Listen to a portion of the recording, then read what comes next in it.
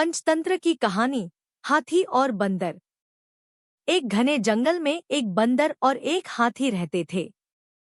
हाथी बड़ा शक्तिशाली था। वो बड़े बड़े पेड़ों को एक ही झटके में उखाड़ देता था।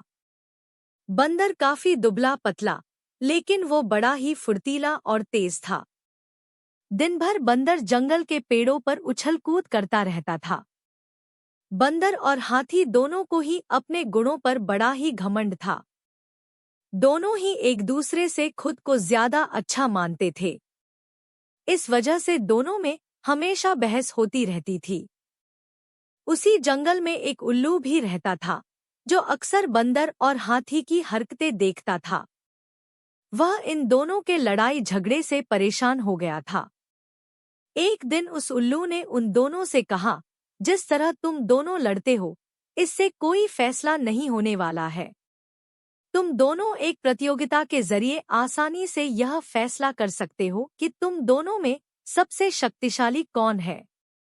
बंदर और हाथी दोनों को उल्लू की बात अच्छी लगी। दोनों ने फिर एक साथ पूछा, इस प्रतियोगिता में क्या करना होगा।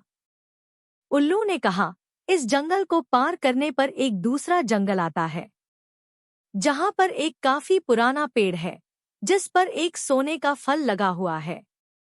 तुम दोनों में से उस सोने के फल को जो पहले लाएगा, वो ही इस प्रतियोगिता का विजेता बनेगा और असल मायनों में सबसे शक्तिशाली कहलाएगा। उल्लू की बात सुनते ही बंदर और हाथी बिना कुछ सोचे समझे दूसरे जंगल की तरफ निकले। बंदर ने अपनी फुर्ती दिखानी शुरू की। वह एक ही छलांग में एक पेड़ से दूसरे पेड़ तक पहुंच जाता। वहीं हाथी तेजी से दौड़ने लगा और रास्ते में आने वाली हर चीज को अपनी मजबूत सूंड से उखाड़ फेंकता। थोड़ी ही देर में हाथी और बंदर उस जंगल से बाहर निकल गए। इस जंगल से दूसरे जंगल के बीच के रास्ते में एक नदी बहती थी। उसे पार करने के बाद ही दूसरे जंगल में पहुंचा जा सकता था।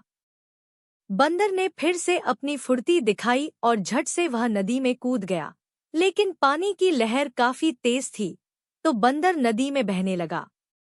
बंदर को नदी में बहते हुए देखकर हाथी ने तुरंत अपनी सूंड से उसे पकड़कर पानी के बाहर निकाल दिया।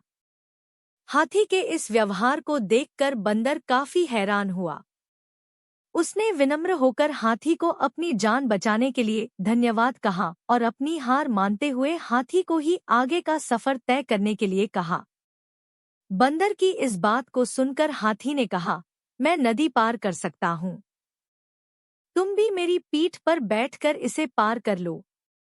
बंदर हाथी की बात मान गया और वह हाथी की पीठ पर बैठ गया।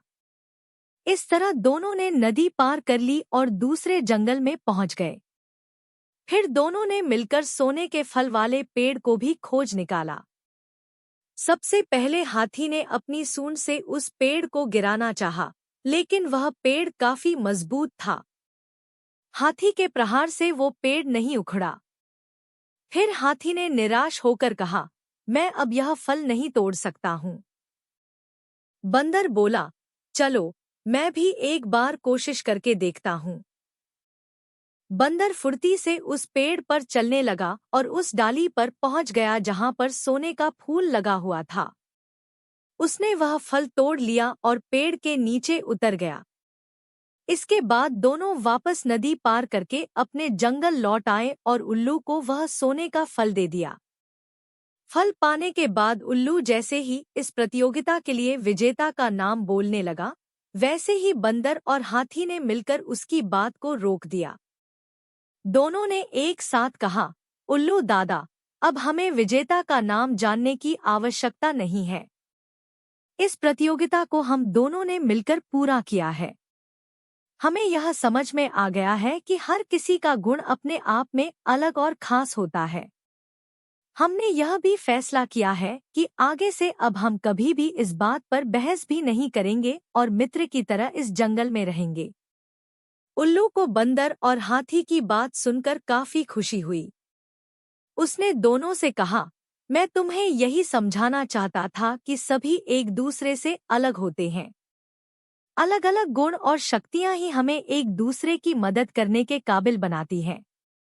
साथ ही हर किसी की अपनी कमजोरियां भी होती हैं, इसलिए एक दूसरे के साथ मिलकर रहना ही सबसे अच्छा होता है।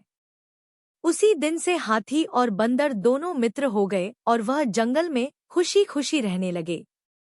कहानी से सीख। हमें एक दूसरे के गुणों और शक्तियों का सम्मान करना और आपस में मिलजुल कर रहना चाहिए।